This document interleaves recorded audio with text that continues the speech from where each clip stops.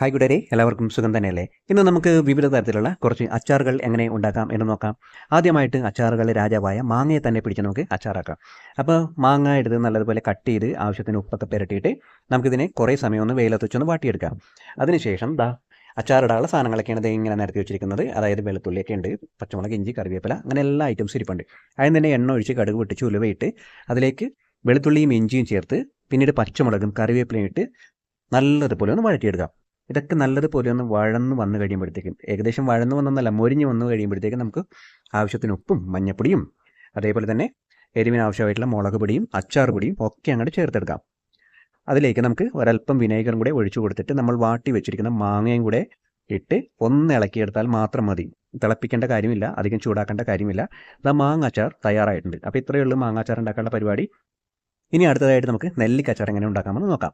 അപ്പോൾ അതിനായിട്ട് നമുക്ക് വേണമെന്ന് വെച്ചിട്ടുണ്ടെങ്കിൽ മുഴുവത്തോടെയാണ് നമ്മൾ നെല്ലിക്ക അച്ചാറാക്കാൻ പോകുന്നത്. അപ്പോൾ ആദ്യം തന്നെ കുക്കറിൽ വെച്ച് നെല്ലിക്ക ഒന്ന് കഴുകിയിട്ട് വെള്ളമൊന്നും ഒഴിക്കാതെ ജസ്റ്റ് ഒന്ന് ചൂടാക്കി എടുക്കണം.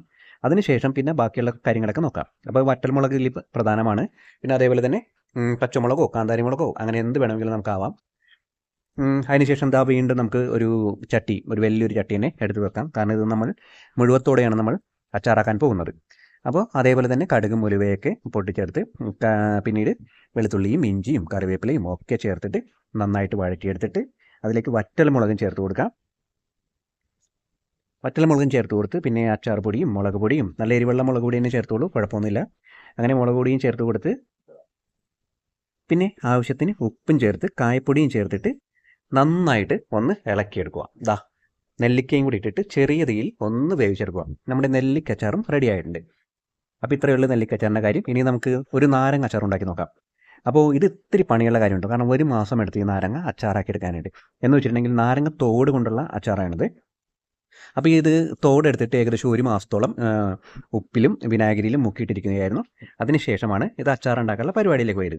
അപ്പോൾ ഇത് നമ്മൾ നല്ലെണ്ണയിലാണ് ഉണ്ടാക്കാൻ പോണേ. അങ്ങനെ നല്ലെണ്ണ വെച്ചു, കടുകിട്ടു, ഉലുവയിട്ടു, അതേപോലെ ഇഞ്ചിയും വെളുത്തുള്ളിയും പച്ചമുളകും കറിവേപ്പിലയും ഒക്കെ ചേർത്ത് കൊടുത്തിട്ടുണ്ട്. പിന്നെ ഇതിലേക്ക് നമ്മൾ മിക്സ് ചെയ്ത് വെച്ചിരിക്കുന്ന അച്ചാറിൻ്റെ കൂട്ടുകളാണ്. എന്ന് വെച്ചിട്ടുണ്ടെങ്കിൽ മുളക് പൊടി, മഞ്ഞൾപ്പൊടി, അതേപോലെ തന്നെ ഉലുവപ്പൊടി, കായപ്പൊടി എല്ലാം വേണ്ടി കൂട്ടത്തിൽ അതെല്ലാം കൂടി ചേർത്ത് നന്നായിട്ട് വഴറ്റിയെടുത്തതിന് ശേഷം ഉപ്പിലിട്ട് വെച്ചിരിക്കുന്ന ഈ നെല്ലിക്കയും കൂടെ അതിലേക്ക് ചേർത്തിട്ട് ഒന്ന് ഇളക്കി ചെറിയ തീയിലൊന്ന് ചൂടാക്കിയെടുത്താൽ മാത്രം മതി. ഇതും വളരെ രുചികരമായിട്ടുള്ള ഒട്ടും കയ്പില്ലാത്ത നാരങ്ങാച്ചാറാണ് കേട്ടോ. അപ്പോൾ ഇതും നിങ്ങൾക്ക് പരീക്ഷിച്ച് നോക്കാം. ഏറ്റവും അവസാനം കുറച്ച് കായവും കൂടെ ചേർത്ത് കൊടുത്തിട്ടുണ്ടെങ്കിൽ നമ്മുടെ നാരങ്ങാച്ചാറും റെഡി ആയിട്ടുണ്ട്. അപ്പോൾ ഇനി അടുത്തതെന്ന് പറഞ്ഞിട്ടുണ്ടെങ്കിൽ നമ്മളൊരു മീനിൻ്റെ അച്ചാറാണ് ഉണ്ടാക്കാൻ പോകുന്നത്. അപ്പോൾ അതിന് മത്തിയാണ് എടുത്ത് വെച്ചിരിക്കുന്നത്. മത്തിയെന്നോ ചാളയെന്നോ ഒക്കെ വിളിക്കുന്നതിനെ. അങ്ങനെ ഇതൊക്കെ എല്ലാം വെട്ടി കഴുകി ചെറിയ പീസായിട്ട് അരിഞ്ഞതിന് ശേഷം ഇതിലേക്ക് കുറച്ച് മഞ്ഞപ്പൊടിയും അതേപോലെ തന്നെ കുറച്ച് മുളക് പൊടിയും ചേർത്തിട്ടുണ്ട്. പിന്നീട് അത് ഫ്രൈ ചെയ്യാനുള്ള പരിപാടിയാണത്. അങ്ങനെ നമുക്ക് മീനൊക്കെ ആദ്യം തന്നെ ഒന്ന് ഫ്രൈ ചെയ്തെടുക്കാം. അപ്പോൾ അച്ചാറിനുള്ള സാധനമെല്ലാം നമ്മളിവിടെ റെഡിയാക്കി വെച്ചിട്ടുണ്ട്. ആദ്യം തന്നെ മീൻ നല്ല രീതിയിൽ തന്നെ ഒട്ടും വെള്ളമില്ലാത്ത രീതിയിൽ ഡ്രൈ ആയിട്ട് നമുക്കിതിനെ ഫ്രൈ ചെയ്തെടുക്കാം. അങ്ങനെ ഇത് ഡ്രൈ ആയിട്ട് ഫ്രൈ ചെയ്തെടുത്തിട്ടുണ്ട്. കണ്ടല്ലോ, ഇപ്പം നമ്മളുടെ കാര്യങ്ങളൊക്കെ എല്ലാം റെഡി ആയിട്ടുണ്ട്. ഇനി നമുക്ക് ഒരു ചട്ടി വെച്ചിട്ട് അതിലേക്ക് നമ്മളുടെ ഐറ്റംസൊക്കെ ഇതാക്കി എടുക്കുക. അതായത് കടുക് പൊട്ടിച്ച് ഉലുവയിട്ട് പച്ചമുളകും ഇഞ്ചിയും കറിവേപ്പിലയും വറ്റൽമുളകൊക്കെ ചേർത്ത് അച്ചാർ പൊടിയും ചേർത്ത് ആവശ്യത്തിന് വിനാഗിരിയും ഒഴിച്ചിട്ട് ഫ്രൈ ചെയ്ത് വെച്ചിരിക്കുന്ന ചാളയും കൂടി ചേർത്ത് ആവശ്യത്തിന് ഉപ്പും കൂടെ ഇട്ടിട്ടുണ്ടെങ്കിൽ നമ്മളുടെ മത്തി അച്ചാർ റെഡിയാണ്. അപ്പോൾ ഈ അച്ചാറും വളരെ സിമ്പിളായിട്ട് തന്നെ നമുക്ക് ഉണ്ടാക്കിയെടുക്കാം. ഇനി അടുത്തതെന്ന് പറഞ്ഞിട്ടുണ്ടെങ്കിൽ നമുക്കൊരു പൈനാപ്പിൾ അച്ചാർ ഉണ്ടാക്കി നോക്കാം. പൈനാപ്പിൾ അച്ചാർ എന്ന് പറഞ്ഞാൽ ഭയങ്കര ടേസ്റ്റി ആയിട്ടുള്ളൊരു അച്ചാറാണ് കേട്ടോ. അപ്പോൾ അതിന് ഒരു പൈനാപ്പിൾ എടുക്കുക, അത് ചെറുതായിട്ട് നീളത്തിൽ അങ്ങോട്ട് കട്ട് ചെയ്തെടുക്കുക. അതിനുശേഷം ഈ പൈനാപ്പിൾ ഒരു ദിവസം മുഴുവനായിട്ട് വെയിലത്ത് വെച്ചിട്ട് നല്ലതുപോലെ ഒന്ന് വാട്ടിയെടുക്കണം. അതിൻ്റെ ജലാംശങ്ങളൊക്കെ ഒന്ന് പോകാൻ വേണ്ടിയിട്ടാണ്.